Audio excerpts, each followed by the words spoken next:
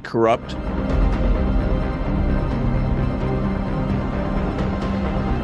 What is Pfizer doing, I guess, to optimize, the vaccines now? Oh, we actually had a meeting about that today, so there's a lot. Really? We're doing, I don't know if I should say this. Our undercover journalist asked Walker how Pfizer is handling the fact that their COVID vaccines are ineffective against virus variants. What he said is disturbing. Listen to this. We're exploring, how the virus keeps mutating? Yeah. Well, one of the things we're exploring is, why don't we just mutate it ourselves so we could preemptively develop new vaccines, right? So we have to do that. If we're going to do that, though, there's a risk of, as you could imagine, no one wants to be having a pharma company mutating viruses. Yeah. So Okay. we're do we want to do this? So that's, one of the things we're considering. Okay. For the future, maybe we can, create new versions of the vaccines and things like that. Okay, so Pfizer ultimately is thinking about mutating COVID? Well, that is not what we say to the public. No. That's why it was a thought that came up at a meeting, and we were like, why do we not? It was we're going to consider that with more discussions. Okay. That exact reaction, right? We're like, wait a minute, people won't like that. That's right. It appears that Pfizer is internally discussing the possibility of mutating the COVID virus themselves in order to tailor a vaccine to sell to the public. Listen to Walker describe in detail just how they would conduct such a scientific experiment, first in living animals. So the way that we're thinking about it, don't tell anyone this. You gotta promise you won't tell anyone. You gotta promise you won't tell anyone. Okay, okay, bro. So the way it would work is we put them in the virus in these monkeys. Okay. And then we successively cause them to keep infecting each other. And we collect serial samples from them, and then the ones that are more infectious, like the virus, we'll put them in another monkey and just constantly actively mutate it. That's one way. Okay. Or you can even do directed simulation, which we tend not to prefer. And then you just sample what the different proteins on the surface of the virus look like over time. Okay. So then you can see the mutation, and you can kind of force it to mutate in a certain way you want. Okay. But you have to be very controlled to make sure that this virus that you mutate doesn't create something that goes everywhere. Something crazy. Which I suspect is the way that the virus started in Wuhan. To be honest, it makes no sense that this virus popped out of nowhere. Yeah, I know. COVID virus experimentation on live monkeys? This is unethical, to say the least, and Walker describes those experiments as if they are ongoing and not simply a hypothetical discussion. So, when is Pfizer going to implement the mutation of all these viruses? I don't know. It depends on how the experiments work out, because this is just something that's dying, right? It sounds like gain of function to me. I don't know. It's a little bit different. I think it's different. It's it's definitely not gain of function. Sounds like it is. It's okay. No, directed evolution is very different. Direct evolution? Directed evolution. Directed evolution, okay. Well, so, is that what it is? Maybe. Well, you're not supposed to do gain of function research with the viruses. Yeah. They recommend not. But you do these selected directional mutations to try to see if you can make more potent. Yeah. So there is research ongoing about that. I don't know how that's gonna work. There might not be any more outbreaks to take Jesus Christ. So, tell me more, what's developing with the whole, virus mutation process?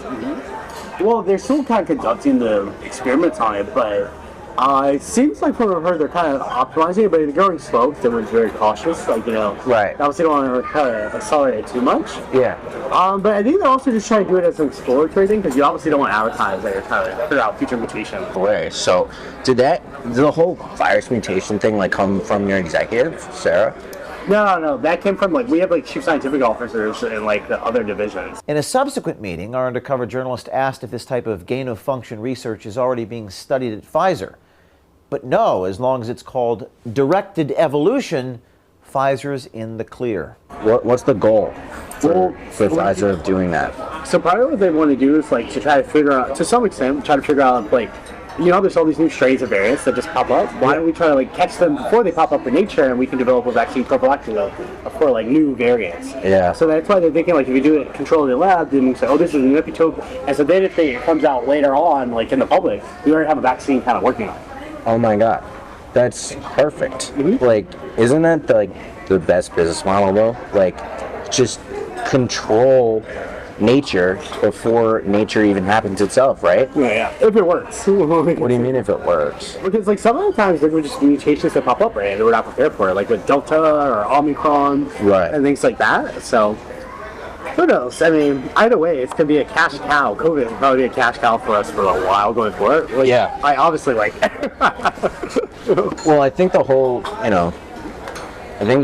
like research of the viruses and mutating it, like, would be the ultimate like cash cow. Yeah, it'd be perfect. Now, you would think that creating viruses to sell the vaccine would be illegal, but no.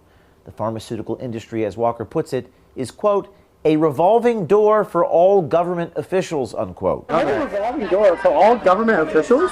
Wow. Yeah, for any industry though. So like in the pharma industry, all the government officials who like review our drugs, mostly come work for pharma companies. Like the military, like all the like army and defense, like government officials eventually go work for the defense companies afterwards. How do you feel about that revolving door? Like, It's pretty good for the industry, to be honest. yeah. It's bad for everyone else in America. Why is it bad for everybody else? Because if the regulators who have to approve our drugs know that once they stop being regulated, they want to go work for the company, they're not going to be as hard for the company. They're reviewing their job. Right. We talked to Dr. Robert Malone, physician, scientist, and author, to get his take on the comments made by Jordan Walker. You're gaining function, you're creating a new function in virus 1 by adding elements from virus 2, infecting one monkey and then another monkey.